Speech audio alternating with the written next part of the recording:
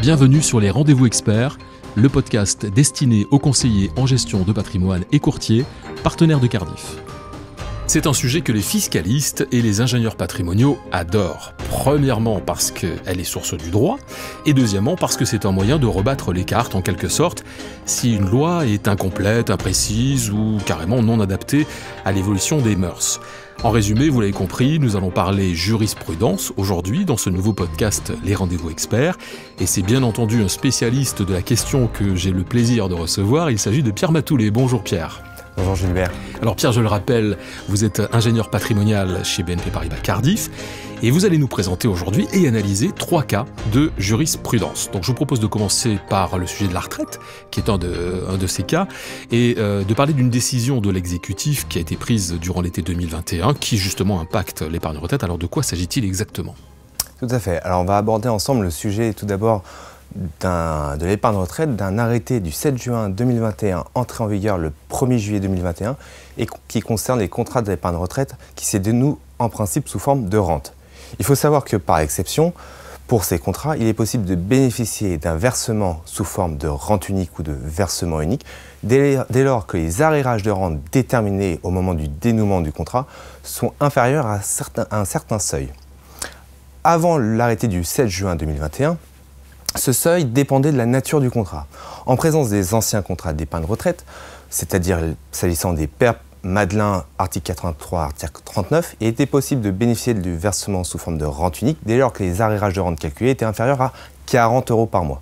Alors que s'agissant des nouveaux contrats d'épargne retraite, les PER, particulièrement le compartiment numéro 3, c'est-à-dire les compartiments afférents au versement obligatoire, il était possible de bénéficier de ce versement unique dès lors que les arrérages de rente étaient calculés inférieurs à 80 € par mois.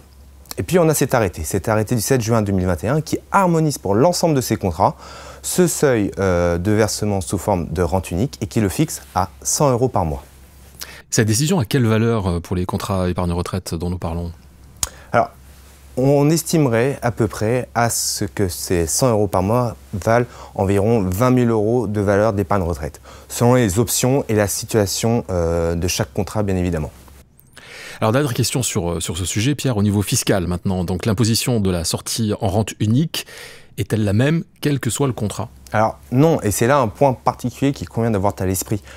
Si on a une harmonisation au niveau du civil sur la possibilité de sortir sous forme de rente unique, donc harmonisation à 100 € par mois, sur le plan fiscal, il convient de distinguer les anciens contrats d'épargne retraite des nouveaux contrats d'épargne retraite.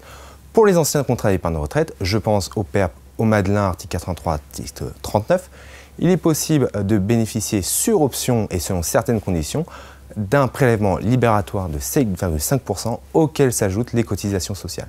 Ça, c'est concernant les anciens contrats d'épargne retraite. Et puis concernant les nouveaux contrats d'épargne retraite, les PER, la fiscalité applicable est la suivante. Les versements sont soumis au barème progressif de l'impôt sur le revenu et la valorisation est soumise à la flat tax 30%. Je vous propose de nous parler maintenant du deuxième sujet de ce podcast, et ce sujet, ça concerne l'assurance vie. Plus particulièrement d'ailleurs, les majeurs protégés. Quelles sont les nouvelles règles qui entrent en vigueur, Pierre Matoulet ? J'aimerais revenir avec vous sur une loi du 23 mars 2019, loi dite programmation et réforme de la justice 2018-2022, qui a notamment réformé des prérogatives du juge des tutelles. Il faut avoir à l'esprit tout d'abord que le juge des tutelles se dénomme depuis le 1er janvier 2020 le juge des contentieux de la protection. Et donc cette loi du 23 mars 2019 est notamment intervenue pour réformer certaines règles de gestion des majeurs protégés. Modification des règles de gestion des majeurs protégés et particulièrement un article du Code civil, l'article 501 du Code civil. Que nous dit cet article ? Cet article, il impose aux tuteurs d'employer les capitaux et les excédents de revenus à partir d'un certain montant qui est déterminé par le juge des tutelles. Et puis la loi du 23 mars 2019 a instauré une exception à ce principe, l'exception selon laquelle le tuteur a la faculté de placer des fonds sur un compte sans l'autorisation du juge. Exception au principe, la profession s'est emparée du sujet, s'est interrogée sur le point de savoir s'il était possible d'appliquer cette exception en matière de contrat d'assurance vie et particulièrement de savoir si les primes versées sur un contrat d'assurance vie entraient dans cette exception permise par la loi. Avis du 18 décembre 2020 qui ne répond par la négative, la Cour de cassation réaffirme que l'article 501 du Code civil est inapplicable en matière de versement de primes sur un contrat d'assurance vie. Alors ça, c'est un point très important. Qu'est-ce qui a motivé, selon vous, cette position de la Cour de cassation? Alors, les arguments de la Cour de cassation sont très intéressants. À la lecture de l'avis, on relève tout d'abord que le contrat d'assurance vie n'est pas un compte bancaire. Et c'est toujours bon de le rappeler. Voilà, la nature du contrat d'assurance vie est une nature toute particulière qui se distingue des comptes bancaires. Ensuite, s'agissant des risques financiers, la Cour de cassation nous rappelle que le contrat d'assurance vie comporte des risques financiers, notamment en ce qui peut être investi sur des supports en unités de compte. Et surtout, la Cour de cassation, sur le fondement d'un décret du 22 décembre 2008, le fameux décret sur les actes de gestion de patrimoine des majeurs protégés, sur ce fondement, rappelle que les versements de primes sur un contrat d'assurance vie constituent un acte de disposition, c'est-à-dire un acte grave qui engage le patrimoine du souscripteur, du majeur protégé, et en conséquence nécessite l'accord du juge des tutelles. C'est le moment de faire un point justement sur ces règles de versement de primes en ce qui concerne les majeurs sous tutelle ou d'ailleurs sous curatelle également. Ce qu'il faut retenir, c'est que suite à cette loi du 23 mars 2019, la position de Cardif a demeuré inchangée, en ce que l'on a maintenu la position selon laquelle le versement de primes sur un contrat d'assurance vie détenu par un majeur sous tutelle nécessitait l'accord du juge des tutelles, alors que s'agissant d'un majeur sous curatelle, eh bien, il faut tout simplement l'accord du curateur. Troisième et dernier thème abordé aujourd'hui, il s'agit de la fiscalité lorsqu'il y a cession de titres démembrés. Alors c'est un sujet qui va intéresser beaucoup de nos auditeurs. Tout à fait. J'aimerais aborder avec vous le sujet des donations avant cession. Donations avant cession de titres de société. Alors, c'est un pan de stratégie patrimoniale qui permet une optimisation par l'anticipation de la transmission d'un patrimoine et particulièrement de titres de société. Donc, la donation, elle peut tout d'abord se faire soit en pleine propriété, soit en démembrement de propriété, c'est-à-dire que je donne la nue propriété et je me réserve l'usufruit. Lorsque je réalise ce démembrement de propriété et que je cède après mes titres de société, cette cession, elle va couvrir 3 hypothèses. C'est-à-dire que si je cède des titres démembrés, la première hypothèse est celle d'une répartition du prix de vente. Et ça, c'est le principe qui est posé par l'article 621 du Code civil, que vous connaissez tous, qui consiste à répartir le prix de vente au prorata des droits détenus par chacun sur le prix de vente.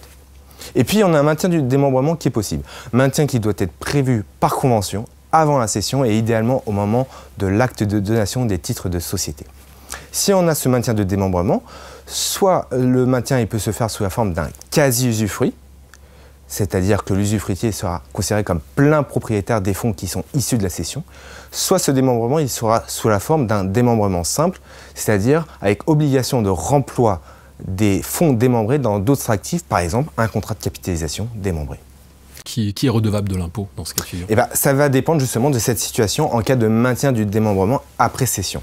Si je suis en présence d'un quasi-usufruit, le cas échéant, ce sera l'usufruitier, donc généralement les parents qui donnent la nue propriété des titres qui sont redevables de l'impôt. Et dans le cas contraire, si on est en présence d'un démembrement simple, dans ce cas-là, ce sont les enfants nus propriétaires. Et à ce propos, il convient toujours d'avoir à l'esprit de donner des titres en pleine propriété. Ça peut être un conseil judicieux dans la mesure où cette donation de titres en pleine propriété va permettre de payer l'impôt de plus-value afférente à la cession. Pierre Matoulet, je l'ai dit, vous êtes ingénieur patrimonial. Alors selon vous, et avec votre analyse, quel est l'intérêt réel de cet arrêt? Alors, l'arrêt du 2 avril 2021, l'arrêt du Conseil d'État du 2 avril 2021, s'intéresse particulièrement aux critères de détermination du redevable de l'impôt. Et c'est intéressant parce que le Conseil d'État analyse les clauses de l'acte de donation-partage des titres démembrés. Procédant à cette analyse, le Conseil d'État relève que finalement l'usufruitier, c'est-à-dire le parent, avait la faculté et non l'obligation de remployer les fonds issus de la cession dans d'autres actifs. Et considérant qu'il y avait une simple faculté et non une obligation, le Conseil d'État a considéré que finalement, l'usufruitier, c'était le seul décideur de la vente et du remploi des fonds. Et a considéré finalement que le redevable de l'impôt devait être le parent usufruitier et non le nu propriétaire, c'est-à-dire l'enfant, quand bien même il avait été déclaré redevable de l'impôt. Et c'est intéressant puisque par ailleurs, le Conseil d'État a totalement écarté le point selon lequel les fonds avaient été versés sur un compte démembré. C'est toujours très intéressant et je comprends votre passion pour la jurisprudence, mais nous sommes arrivés au terme de ce podcast, les rendez-vous experts. Merci en tout cas Pierre Matoulet d'être venu nous éclairer sur toutes ces questions. Je rappelle que si nos auditeurs ont des questions à vous poser, ils peuvent le faire, en utilisant évidemment les boîtes mail qui concernent le service ingénierie patrimoniale de Cardiff, et vous y répondrez, j'imagine, avec grand plaisir. Tout à fait. Merci Pierre d'être venu, à bientôt. Merci à vous. Et merci à vous d'avoir écouté les rendez-vous experts. Si vous avez aimé l'émission, n'hésitez pas à la partager avec votre réseau, à donner des étoiles. N'hésitez pas non plus à nous faire part de vos remarques, de vos questions, mais aussi des sujets que vous aimeriez voir abordés sur les rendez-vous experts.